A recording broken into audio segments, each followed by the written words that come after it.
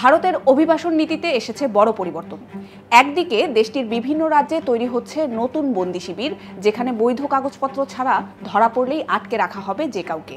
অন্যদিকে বাংলাদেশ, পাকিস্তান আর আফগানিস্তান থেকে যাওয়া অমুসলিম সংখ্যালঘুরা নথি ছাড়াও থাকতে পারবেন ভারতে। বাংলাদেশের ওপর এমন সিদ্ধান্তের প্রভাব কেমন হতে পারে?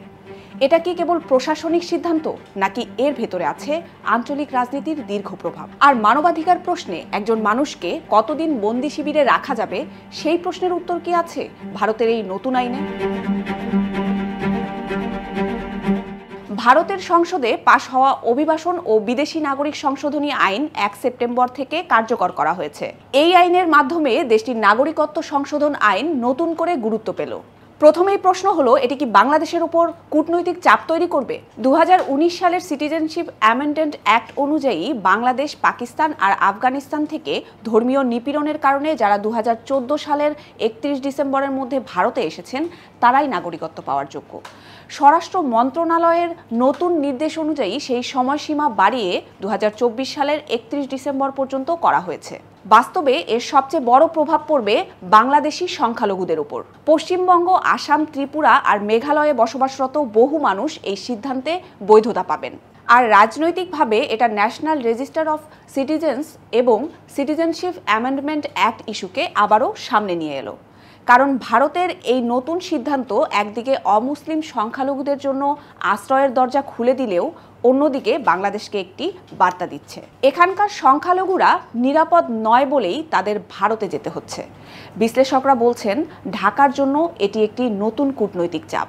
আইন অনুযায়ী বৈধ নথি ছাড়া ধরা পড়লেই কাউকে বন্দি শিবিরে রাখা হবে যতক্ষণ না তাকে নিজ দেশে ফেরত পাঠানো যায়। কিন্তু এখানে যে প্রশ্নটা সবচেয়ে বড়, কতদিন একজন মানুষকে এভাবে আটকে রাখা হবে? আটক কেন্দ্রে বছরের পর বছর ধরে রাখা হলে সেটা নিছক প্রশাসনিক ব্যবস্থা নয়, বরং মানবাধিকার লঙ্ঘনের বড় উদাহরণ হয়ে দাঁড়াতে পারে।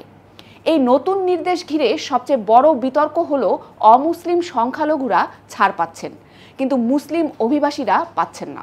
ভারতের নতুন নির্দেশ কেবল শরণার্থী বা ক্যাম্প ইস্যুতেই সীমাবদ্ধ নয়, এতে যুক্ত হয়েছে বহুবিধ শর্ত, যা প্রশাসন ও নিরাপত্তা নিয়ন্ত্রণকে আরও কঠোর করেছে। এখন থেকে যে কোনো বিদেশিকে ভিসার জন্য আবেদন করলে বায়োমেট্রিক তথ্য দিতে হবে। সন্ত্রাসবাদ, গুপ্তচর বৃত্তি, মানব পাচার, শিশু নির্যাতন, ড্রাগ ট্রাফিকিং, জাল নথি, এমনকি ক্রিপ্টোকারেন্সি জালিয়াতির সঙ্গে যুক্ত থাকলে কেউ ভারতে প্রবেশ বা অবস্থান করতে পারবে না। বর্ডার গার্ড ও কোস্ট গার্ড অবৈধ অনুপ্রবেশকারীদের বায়োমেট্রিক সংগ্রহ করে সরকারি পোর্টালে আপলোড করবে এবং পরে ফেরত পাঠাবে।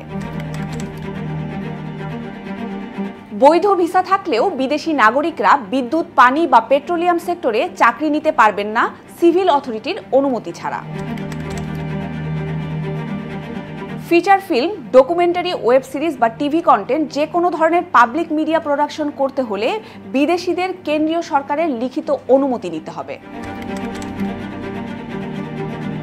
ভারতের পাহাড়ে কোনো অভিযান চালাতে হলে লিখিত অনুমতি, লিয়াজো অফিসার নিয়োগ ও সরঞ্জামের তালিকা জমা দিতে হবে।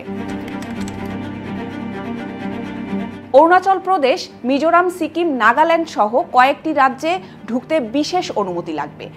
আফগান, চীনা ও পাকিস্তানি উৎসের কেউ সেখানে ঢুকতে পারবেন না। আদালতের নির্দেশ, জনস্বাস্থ্য ঝুঁকি কিংবা কূটনৈতিক কারণে বিদেশিদের দেশ ছাড়াও আটকে দেওয়া যেতে পারে।